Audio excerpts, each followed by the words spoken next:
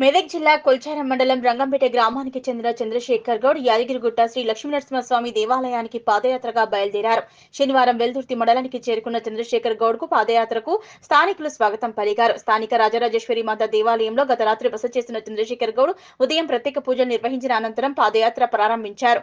పాదయాత్ర ద్వారా అన్ని ఆలయాలు సందర్శించాలని సంకల్పంతో తాను యాదాద్రికి పాదయాత్ర చేపట్టినట్లు ఆయన తెలిపారు. గతంలో శబరిమలై, తిరుపతి పాదయాత్ర ద్వారా వెళ్లి దర్శనం చేసుకున్నానని, మరి నీ దేవాలయాలను సైతం పాదయాత్ర ద్వారా దర్శనం చేసుకునేందుకు కృషి చేస్తున్నారని ఆయన తెలిపారు. ఈ కార్యక్రమంలో వెల్దుర్తి మహిళా మండల జిల్లా అధ్యక్షురాలు ముత్తాబాయి, ఆమెతో పాటు జలల్పూర్ కాళికా ఆలయ మాత నిర్మాత తాత సత్యనారాయణ, జగ్గా అశోక్ గౌడ్, గణేష్, చందు, కిచిగారి శ్రీనివాస్, వెంకటేష్, భిక్షపతి గౌడ్, రమేష్ గుప్తా, కట్టల రమేష్, ఇతర భక్తులు పాల్గొన్నారు.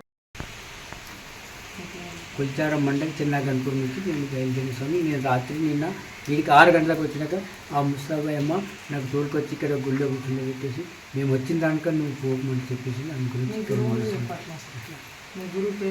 మా గురువు గారు మదానంద స్వామి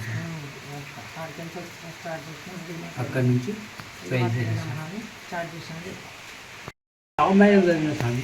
రామాయణం చదివిన నుంచి నాకు ఈ రాముల వారు దేశమంతా తిరిగింది, ప్రపంచం గురించి ప్రజల గురించి తిరిగింది కదా, మనం ఎందుకు తిరగవద్దు అనేటి ఒక ఆలోచన నాకు వచ్చి అప్పుడప్పుడు నేను ఈ పాదయాత్ర చేస్తున్నాను స్వామి. ఇంతకుముందు తిరుపతి పోయినా ఫస్ట్ సారి, మళ్ళీ ఇంకోసారి శబరిమల పోయినా 150 మంది స్వాములతోటి మాల వేసి ఎరుముడి తీసుకొని వాళ్ళు ఎంబడి పోయిన స్వామి.